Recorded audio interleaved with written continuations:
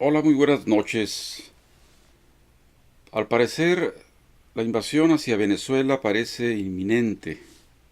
Todos los indicadores nos dejan ver que una de las cartas echadas en la mesa, que es la bélica, está próxima a ser utilizada. Y esto no es ninguna novedad. Siempre ha habido antes de una invasión una serie de provocaciones o una provocación eh, principal. Como vamos a ver ahora en esta relatoría, en este video, ya hubo, por ejemplo, en la época en que el imperio español se batía con las armas contra los patriotas cubanos que querían independizarse de España, bueno, aparcó en el puerto de La Habana un barco de nombre Maine, que según dicen los historiadores hicieron tronar los propios norteamericanos para tener como excusa entrar a la guerra contra España, ya debilitada, y apoderarse de sus últimas colonias en América, como era Puerto Rico, Cuba, las Filipinas. Entonces, en los próximos 15 minutos vamos a ver no solamente ese hecho de bandera falsa, sino otras que se han dado en la historia bélica del país del norte. Por ejemplo, el Golfo de Toquín en Venezuela, bueno, en lo que fue una otra Venezuela, que fue Vietnam, lo que ahora será Venezuela si la invaden. En el Golfo de Toquín, en Vietnam, se hundió una cañonera norteamericana. También dicen los que investigan sobre hechos históricos, fue también una bandera falsa. ¿Qué es una bandera falsa? Un hecho en el que inculpan al otro para poder atacarlo. Entonces también en esta ocasión dicen que los autores del atentado fueron los propios norteamericanos. Pero luego vienen otras, como por ejemplo las Torres Gemelas, que también dicen que fue un autogolpe. Eh, no podemos asegurarlo, pero si ya hubo otras alarmas como que, por ejemplo, Irak tenía armas de destrucción masiva y no las había, bueno, otra bandera falsa. Y así hasta llegar ahora, semanas pasadas, un guardacostas norteamericano que andaba guardando la costa de Venezuela. Entonces los guardacostas venezolanos lo pararon, le dijeron que cuál era su oficio ahí. Insistía, como lo podrán ver al final de este video, que andaban patrullando en aguas internacionales. Los venezolanos le dijeron que no, que estaban a algunas millas del territorio venezolano.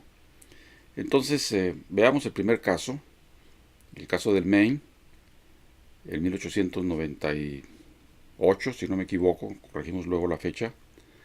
Después de estar 15 días aparcado en el puerto de La Habana, eh, estalló por los aires. Y entonces fue el pretexto de armarse contra España para poder quitarle lo que le quedaba de sus colonias. Yo soy José Luis González y ahora estamos haciendo algunas reflexiones del capitán.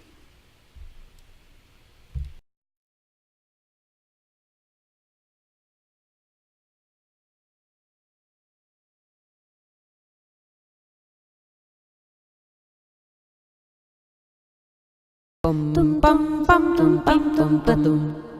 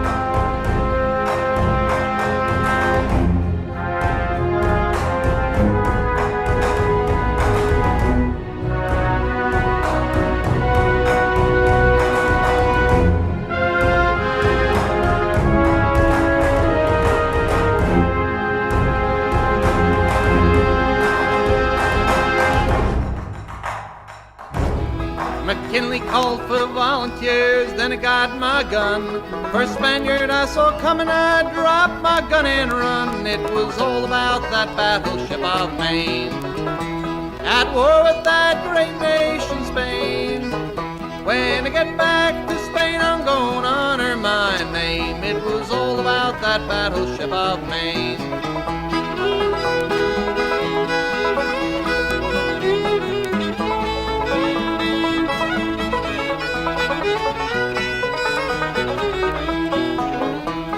Why are you running? Are you afraid to die? The reason I'm running is because I cannot fly. It was all about that battleship of Maine. The blood was running, I was running too. I give my feet good exercise, I had nothing else to do. It was all about that battleship of Maine.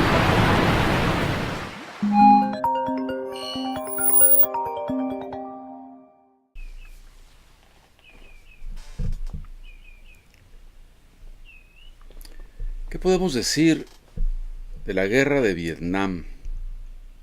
La excusa de intervención por el hundimiento en el Golfo de Tonkin, creo que así se llama el golfo, donde hundieron un lanchón o un barco de guerra norteamericano, pero que bueno, al decir de los que saben leer entre líneas, la propia Armada norteamericana lo hundió para poder tener pretexto de entrar en guerra con Vietnam, que obviamente nunca la declararon, simplemente se aventaron. Porque muchas veces el ejército norteamericano no pide permiso, ni siquiera la ONU, para invadir, haya razón o no. Bueno, lo que sucede es que subestimaron a los vietnamitas porque ellos ya venían de la ocupación japonesa, por ejemplo, y luego la francesa, la cual también la pelearon y salieron como tapón de sidra los franceses. Y luego ya cuando llegaron los norteamericanos a Vietnam, bueno, figúrense, ya eran expertos los vietnamitas en guerra de guerrillas. Pero además en ese tiempo había dos potencias socialistas, la URSS, que apoyaba la tarea, y la China popular, lo mismo, no solamente con economía y con armas, sino con gente. Hubo muchos chinos que se uniformaron del lado de Vietnam del Norte y lucharon por integrar toda la península, la parte de la península que le corresponde a los vietnamitas. Cuando hemos escuchado las consignas que el propio ejército venezolano dice ante su comandante, el señor Maduro, y hablan de que si intervienen ahí en su territorio los norteamericanos, que van a hacer otro Vietnam del lugar. Yo no dudo que sean valientes y que tengan las armas y el adiestramiento, pero cuando comparo la experiencia en la guerra que tuvieron los vietnamitas con la no experiencia en la guerra que tienen los venezolanos, bueno, pues ahí hay un vacío. Por eso no, si interviene el norteamericano, no va a ser tan fácil que dobleguen al imperio en el territorio de Bolívar. En fin, ¿cuánta gente murió en esa guerra? Bueno, hay muchas estadísticas. Para la historia en Norteamérica fueron algunos cientos de miles, por decirlo amablemente, vietnamitas. Inclusive dicen en los libros de historia que esa guerra la ganaron los Estados Unidos. Desde ahí empiezan las, ¿cómo se llama? Fake news, las noticias falsas. Lo cierto es que infantes de la Marina norteamericana murieron alrededor de 60,000 en esa guerra. Y las cifras de los vietnamitas, bueno, yo leí hace varias décadas que según los vietnamitas que sufrieron la muerte, hubo 4 millones de muertes. Agréguenle además los efectos que causó el napalm, el factor naranja, que todavía tiene pariendo mujeres con niños deformes. En fin, Hay quien dice que fue 1,5 millones nada más. Bueno, pues es un gentío. Es sumar las actuales muertes en Irak, 1 millón, y en Siria, 500,000. Porque las guerras casi siempre, más ahora las modernas, no son entre los ejércitos. Es del país armado, del país poderoso contra los pueblos. El caso en Vietnam, de un teniente creo que llegó a una aldea y preguntó, ¿dónde está el Vietcong? ¿Dónde están los vietnamitas del norte? Y pues movían la cabeza para los dos lados los habitantes de esa aldea. Pero al salir con su columna de la aldea y bordear una loma, empezaban a recibir parque de morteros, o sea, balas de morteros. Y como sabían de dónde venían las balas, porque pues, hay ingeniería e inteligencia en la milicia de los Estados Unidos, regresaban a la aldea y de aquí salieron los disparos. ¿Dónde están los enemigos? No hay aquí. Bueno, después de 1 o 2 intentos, mandó el comandante de esa columna a que ametrallaran, que pusieran a los niños, los viejitos, las mujeres, y los empezó a ametrallar. Y los iba a ametrallar a todos, pero llegó un helicóptero y se puso, un helicóptero norteamericano, y se puso en medio de los fusiladores y del pueblo que estaba siendo masacrado. Cuando este militar fue a corte, le preguntaron que por qué hizo eso. Y bueno, él muy fácil dijo, bueno, ustedes me mandan a combatir al enemigo en Vietnam. ¿Sí? Ah, pues el pueblo es el enemigo. El pueblo es el que habitualla a los guerrilleros, el que los esconde, el que... Entonces, la razón lógica de este militar, bueno, era una guerra de un imperio contra un pueblo. Ahí se ve la necedad de las guerras modernas que no respetan ni naturaleza ni seres humanos, que violan los derechos humanos, y todo por el oro del moro, por el petróleo, más ahora, ¿no?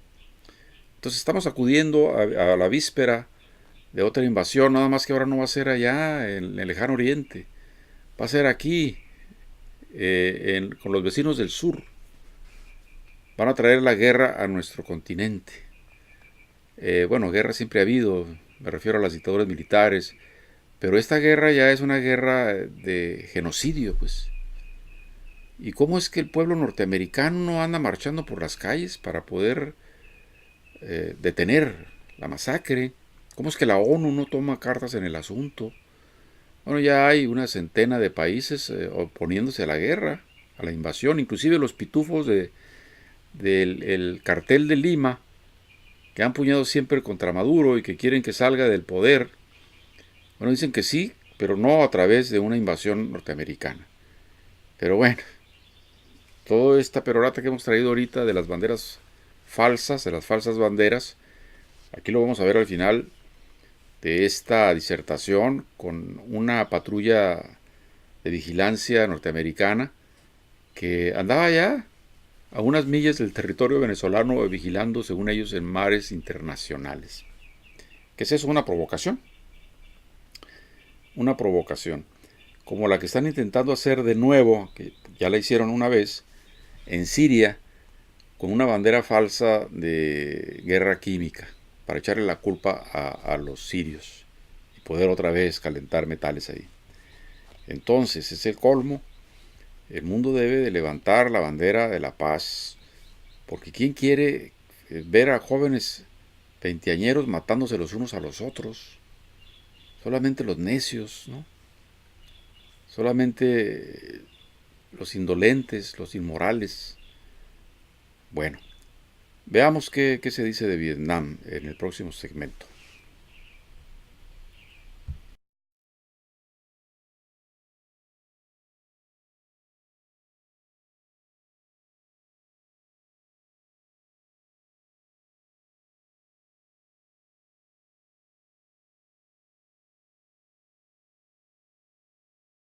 Las operaciones de falsa bandera son operaciones encubiertas dirigidas por gobiernos, corporaciones u otras organizaciones diseñadas para aparentar que fueron llevadas a cabo por otra entidad.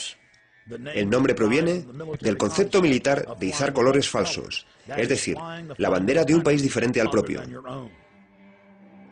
Hay muchos ejemplos de operaciones de falsa bandera. Las más conocidas son las llevadas a cabo por los gobiernos. El incidente del Golfo de Tonquín. En el verano de 1964, el presidente Lyndon B. Johnson necesitaba una excusa para implicar al pueblo americano en la hasta entonces guerra encubierta en el sureste asiático. Three communist PT boats attacked an American destroyer off the coast of Vietnam yesterday, and today President Johnson's response was hard and tough. To any armed attack upon our forces, we shall reply.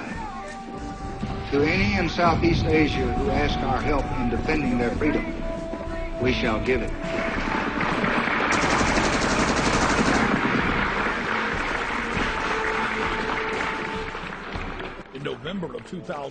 En noviembre de 2001, fueron liberadas varias cintas con conversaciones telefónicas entre el presidente Johnson y el secretario de Estado Robert McNamara, en las que discutían abiertamente planes para utilizar el incidente del Golfo de Tonquín como pretexto para expandir la guerra.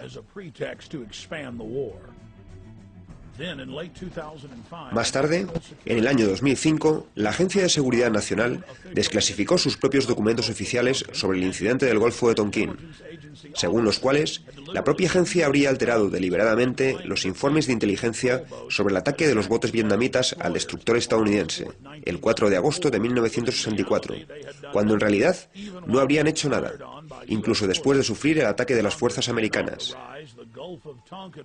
A pesar de esto, el Congreso aprobó la resolución del Golfo de Tonquín, la mentira de Tonquín, que costó la vida a 50.000 soldados americanos y a más de 1,5 millones de vietnamitas.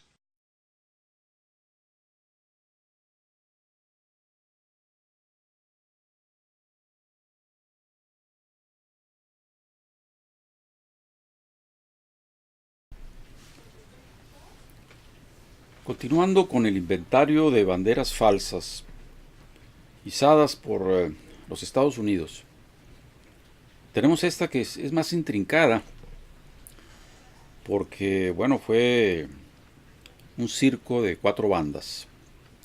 El ataque de las Torres Gemelas el 11 de septiembre del 2000. El Pentágono, un intento también de atacar con otro avión a la Casa Blanca, y bueno, la Torre 1, la 2 y la 7, a la que no le pegó ningún avión y que sin embargo cayó en caída libre como las 2 torres, lo que hace sospechar que fue una demolición controlada.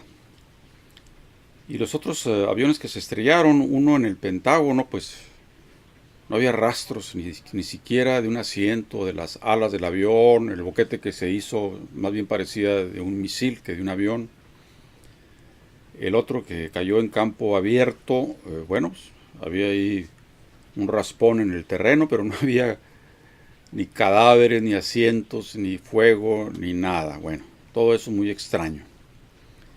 Además de que los ingenieros y arquitectos en busca de la verdad del 9/11 pues han detectado fundición de acero hasta lograr su estado líquido, y eso pues no se logra con un incendio de oficinas. Ha habido ya algunos elementos que han demostrado y encontrado en el lugar, aunque no se aplicaron desde el principio, porque eso fue desescombrar, fue algo muy rápido, muy sospechoso. La nanotermita, que es un dispositivo, una química, diríamos, que corta las vigas de acero como corta un cuchillo la mantequilla. Y eso, bueno, se encontró ahí en lo que se pudo ver de las ruinas de las Torres Gemelas. Entonces, por eso también se sospecha con mucha objetividad, diríamos, el asunto de que fue un autogolpe. ¿Cómo se armó todo lo demás? Los aviones, los supuestos terroristas. Bueno, puede haber 1001 hipótesis.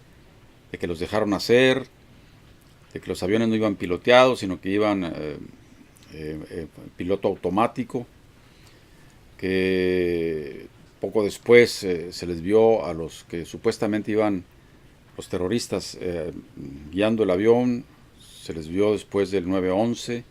Bueno, ya entra después en la leyenda el asunto, pero lo importante es que el hecho de esa agresión aparatosa les dio luz verde a los norteamericanos para que fueran por el oriente, por Irak, por Afganistán, por Libia, por Siria, curiosamente países petroleros.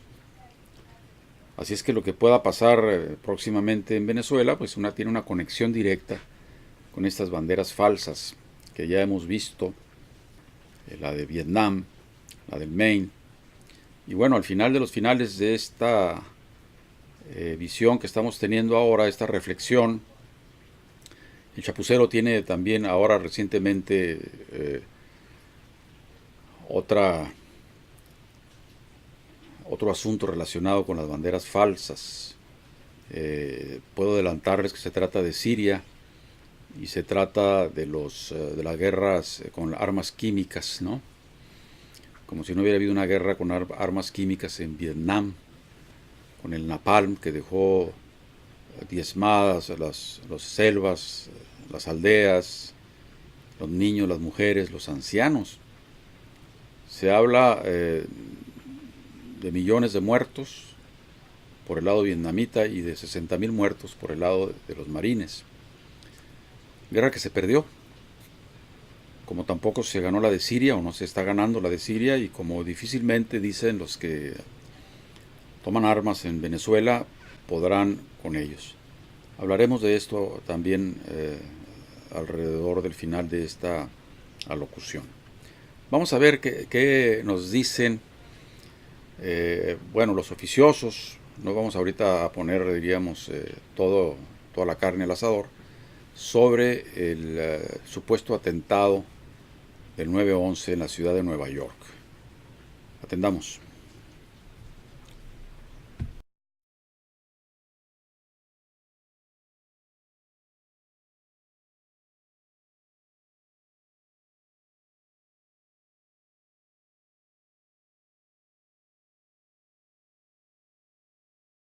Los ataques terroristas del 11 de septiembre fueron operaciones encubiertas llevadas a cabo por agentes israelíes para provocar que los Estados Unidos entraran en guerras contra naciones musulmanas y adversarios de Israel, según los expertos. Kevin Barrett, autor e investigador del 9/11 de Madison, Wisconsin, dice: "Esta fue una operación de bandera falsa. Elementos del gobierno de los Estados Unidos lo protegieron y el equipo que lo llevó a cabo consistió principalmente en agentes de Israel". Agregó que Arabia Saudita e Irán no tenían nada que ver con eso y que los saudíes fueron utilizados para establecer los secuestradores. Esta fue una operación contra todo el mundo musulmán. Press Televisión informó: las Torres Gemelas en la ciudad de Nueva York fueron destruidas por demoliciones controladas y no hay evidencia concreta de que los musulmanes secuestraron las aeronaves que se estrellaron contra las torres, dijo Barrett, miembro fundador del panel científico para la investigación del 9/11. El viernes, la cadena de noticias Al Jazeera informó que Arabia Saudita está implicando a Irán en procedimientos legales contra Estados Unidos por su presunta participación en los ataques del 11 de septiembre, citando documentos judiciales. Los abogados que representan a Arabia Saudita en una demanda que alega su conexión con los atentados presentaron una acción conjunta el miércoles para consolidar un litigio en el que se acusa a Irán de desempeñar también un papel, según el INCIME. La demanda alega que Irán, el movimiento de resistencia libanés Hezbollah y Al-Qaeda formaron un comité para supervisar los ataques conjuntos contra Estados Unidos. Los ataques del 11 de septiembre de 2001, también conocidos como los ataques del 11 de septiembre, fueron una serie de ataques en los Estados Unidos que mataron a casi 3.000 personas y causaron daños a la propiedad y a la infraestructura por valor de unos $10.000 millones. Los funcionarios estadounidenses afirman que los ataques fueron llevados a cabo por terroristas de Al-Qaeda, pero muchos expertos se han planteado preguntas sobre los informes oficiales. Creen que los elementos deshonestos dentro del gobierno de Estados Unidos orquestaron o al menos alentaron los ataques del 11 de septiembre con el fin de acelerar la máquina de guerra de los Estados Unidos y avanzar en la agenda sionista. James Henry Fetzer, un profesor de la Universidad de Minnesota que también realizó una amplia investigación sobre el 11 de septiembre, dice que los ataques fueron falsificados de varias maneras y los presuntos secuestradores más tarde resultaron con vida después de los ataques. Las agencias de inteligencia estadounidenses e israelíes, principalmente la CIA y el Mossad, llevaron a cabo los ataques para justificar las invasiones de Afganistán e Irak y promover los intereses geoestratégicos occidentales, dijo Fetzer. Además, Architects and Engineers for 9/11 Truth, una organización estadounidense sin fines de lucro de arquitectos e ingenieros, también desestiman los resultados de las investigaciones oficiales sobre los ataques del 11 de septiembre, incluidos los del informe de la Comisión del 11 de septiembre.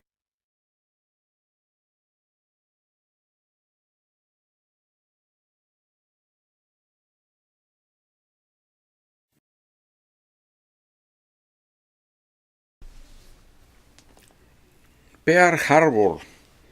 Pearl Harbor, bueno, ahí también, ¿qué tenían? Radares.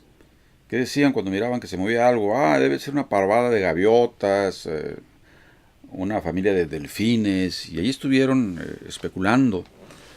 Bueno, se sospecha que también dejaron que llegaran los japoneses para que ellos pegaran primero y justificaran éticamente, por decirlo así, no sé, intervenir en la Segunda Guerra Mundial.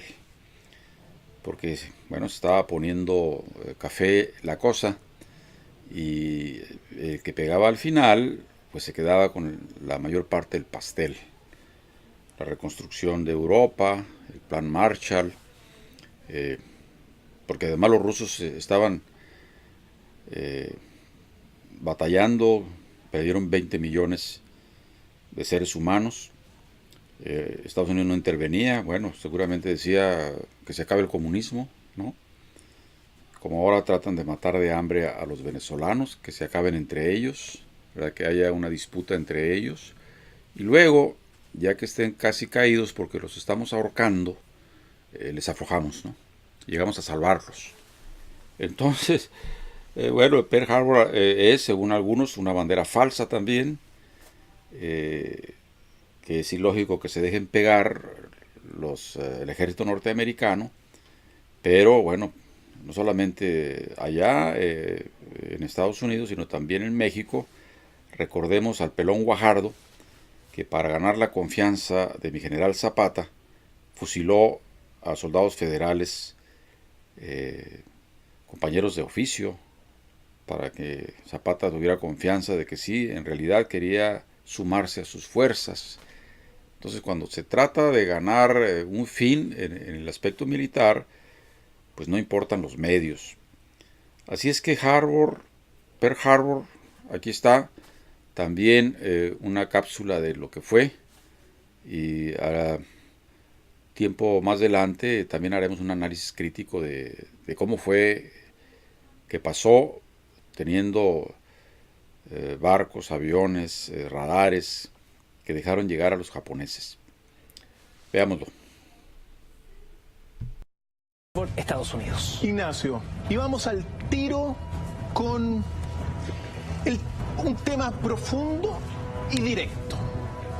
Porque después de 75 años y, bueno, una serie de documentos que se han desclasificado en este tiempo, hay una duda razonable sobre el supuesto hecho oficialmente aceptado de que los Estados Unidos supuestamente no sabía nada del ataque a Pearl Harbor.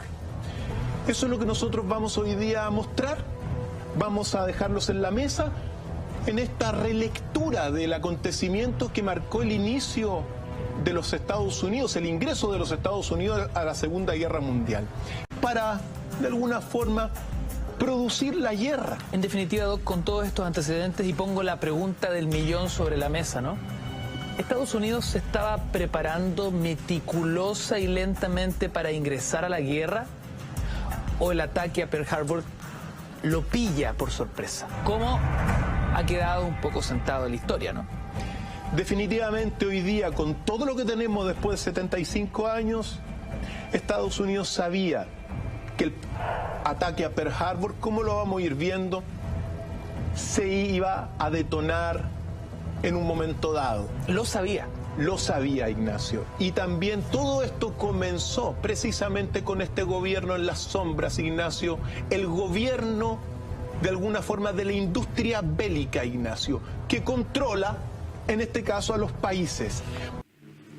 7 de diciembre de 1941, la Armada Imperial Japonesa ataca por sorpresa la base militar estadounidense de Pearl Harbor. La agresión define el curso de la Segunda Guerra Mundial al precipitar la entrada de Estados Unidos en la contienda.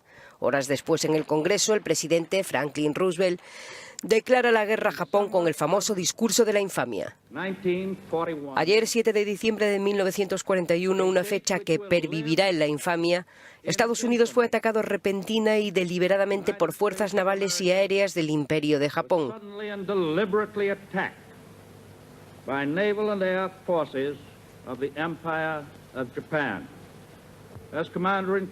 Como comandante en jefe del Ejército y de la Marina, he decretado que se tomen todas las medidas para nuestra defensa. Los bombardeos acabaron con la vida de 2.400 militares estadounidenses. 12 barcos de guerra quedaron completamente destruidos y 9 seriamente dañados. Estados Unidos perdió además 164 aviones de su flota aérea. Las bajas fueron menos importantes en el campo japonés, que perdió 64 hombres, 5 barcos y 29 cazas cero. La batalla de Guadalcanal fue la primera victoria estratégica para los aliados en el Pacífico. En febrero de 1943, Japón completó la evacuación de sus tropas de las islas. En esa batalla, que marcó el comienzo de la transición entre las operaciones defensivas hacia una ofensiva estratégica, murieron 1.700 estadounidenses y 25.000 soldados nipones. Los bombardeos atómicos sobre Hiroshima y Nagasaki, ordenados por el presidente estadounidense Truman, marcaron en agosto de 1945 el final de los enfrentamientos. Como cada diciembre, el pasado día 7, veteranos estadounidenses recordaron a sus compatriotas fallecidos en Pearl Harbor hace 75 años. John McCain, senador republicano. Muchas familias estadounidenses cambiaron ese día. Estados Unidos también cambió para siempre por los acontecimientos de aquel día infame. El día en que confluyeron el poder, el coraje y la compasión del pueblo estadounidense en la guerra mundial. La memoria se mantiene viva también en el monumento erigido sobre el pecio del acorazado USS Arizona, en recuerdo a los más de 2.000 marinos muertos. Bien, como penúltima exposición, vamos a ver enseguida la participación de un guardacostas norteamericano patrullando en aguas venezolanas, como una provocación obvia. Yo no tengo duda de cuál de los dos capitanes está diciendo la verdad. No sé ustedes. Mientras empecina el capitán del guardacostas norteamericano, en que están en aguas internacionales haciendo tareas de autoridad marítima, el guardacostas venezolano le reitera de que no, que está en aguas territoriales venezolanas, que por lo tanto agarre rumbo hacia afuera. Esto huele también a una provocación, después de todo lo que hemos visto. Escuchemos qué pasa en este suceso.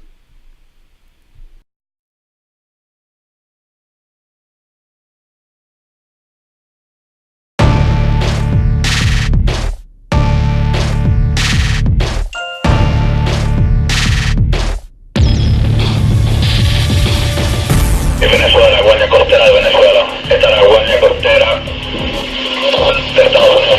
Esta es la Guardia Costera de Estados Unidos. Nos encontramos, y repito, nos encontramos en una patrulla de rutina en aguas internacionales. Nos encontramos en una patrulla de rutina en aguas internacionales. ¿Me copia? Del Comando de Guardacostas de la República Bolivariana de Venezuela.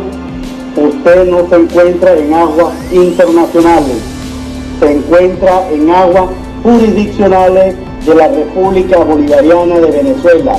Se encuentra a 18 millas náuticas del puerto de La Guaira y 16.3 millas náuticas de Chichirivici de la costa, latitud 10 grados, 51 minutos norte, longitud 067 grados, 07 decimal 5 oeste, al rumbo 262, velocidad 10 nudos, cambio.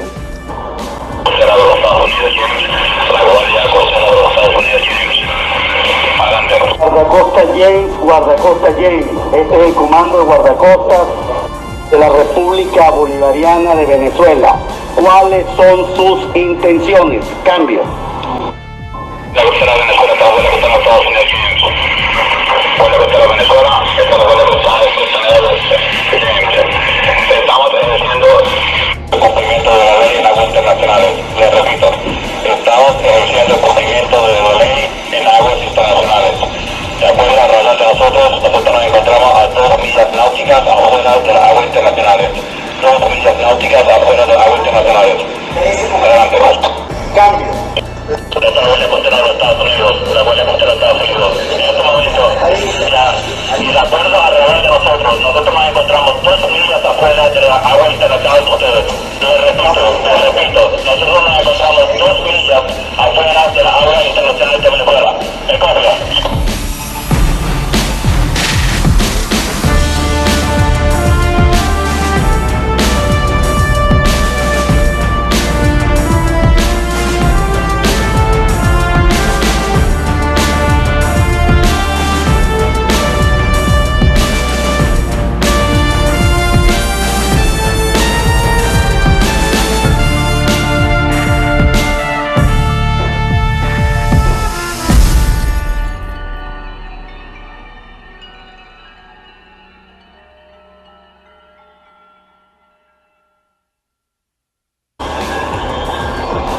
Usted se encuentra en aguas jurisdiccionales de la República Bolivariana de Venezuela y no está autorizado por el gobierno constitucional de la República Bolivariana de Venezuela para realizar operaciones de la aplicación de la ley en la mar en aguas jurisdiccionales de la República Bolivariana de Venezuela.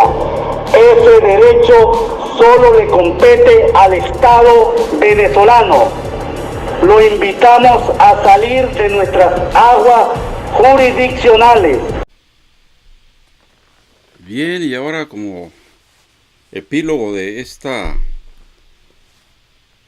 visualización de las banderas falsas, tenemos la opinión de El Chapucero, que es un destacado youtubero, donde habla precisamente de que ya están reprogramando de nuevo los supuestos ataques químicos en Siria de parte del gobierno de Siria. No sé si los terroristas del ISIS o el propio gobierno norteamericano, para poder regresar a bombardear indiscriminadamente el territorio sirio, ahora que como contragolpe tal vez de que estén metidos ahí los rusos en Venezuela, ¿no? Se meten ahí, bueno, entonces volvemos otra vez a crear una bandera falsa en Siria con ataques químicos para poder tener la disculpa, como todas las disculpas que hemos visto anteriormente, de intervenir en la guerra, ¿no?, a favor de la democracia, de los derechos humanos y de todo esto. Aquí se lo dejamos. Es todo por esta ocasión. Nos despedimos. Estas son reflexiones del capitán, junto con la información que nos llega de diferentes puntos de las redes. Hasta siempre, nos vemos pronto. Rusia está denunciando un montaje de Estados Unidos en Siria.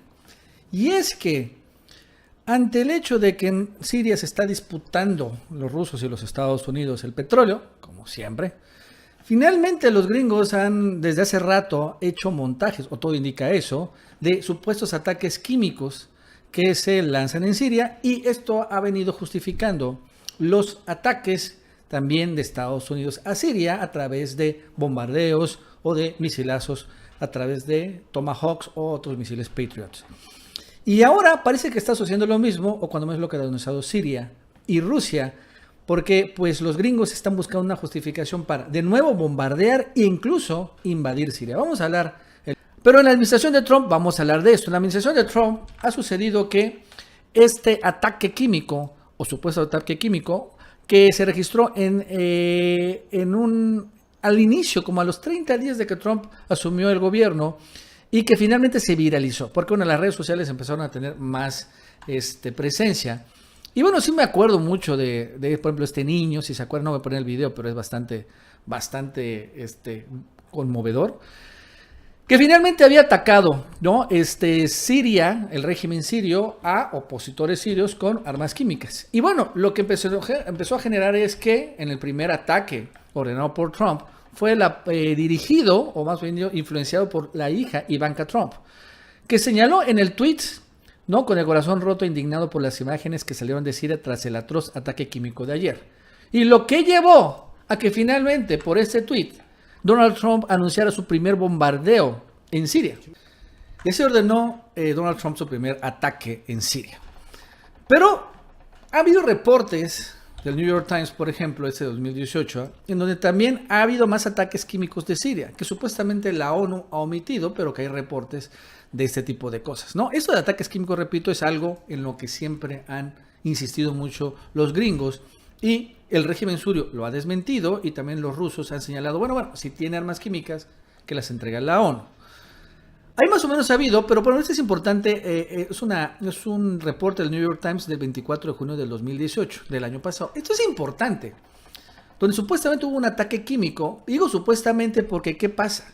Pues sucede que otra oficina, creo que de la ONU, señala que el ataque químico, cuando menos el del 2018, fue un montaje. Fue un montaje, lo que de una u otra manera le dio la razón al gobierno sirio, que siempre dice que era falso, que era un montaje, ¿no? Y esto fue, ojo, algo que se reveló el 19 de mayo de este año, de 2019, que dice así: el nuevo informe de la OPAC, que la OPAC es la Organización de la Provisión de Armas Químicas, demuestra que el ataque químico de abril de 2018, que reporta el New York Times, en la ciudad siria de Duma, fue un montaje de terroristas por culpar al gobierno. O sea, fue un montaje de ISIS, supongo. Aunque bueno, hay muchos grupos terroristas ahorita también en este país. Entonces, todo fue un montaje. Ahora, vuelven a decir Estados Unidos algo nuevo. Que hubo un nuevo ataque químico en Siria. Ahora en Idlib, Siria. Sospecha el Departamento de Estado, ¿no?, que hubo un ataque químico en el noreste de Siria. ¿Qué dicen? Desafortunadamente seguimos viendo señales de que el régimen de Assad podría estar renovando el uso de armas químicas, incluido un supuesto ataque con cloro en el noroeste de Siria en la mañana del 19 de mayo del 2019. O sea, hace apenas 3-4 días. ¿No? Un nuevo ataque químico, dicen los Estados Unidos. Pero bueno, lo cierto es que los gringos hemos visto que mienten demasiado. Y los rusos precisamente han señalado que todo es un montaje. O sea, en la Rusia, que hay preparativos terroristas, ojo, para significar ataques químicos en Siria. O sea que finalmente Rusia denuncia que viene un montaje. Es increíble. La guerra psicológica y propaganda que estamos viendo aquí, ¿no? Es insólito lo que estamos viendo aquí. Siempre ha existido, pero antes no había Chapucero USA. En particular tampoco antes había tanta información en redes sociales.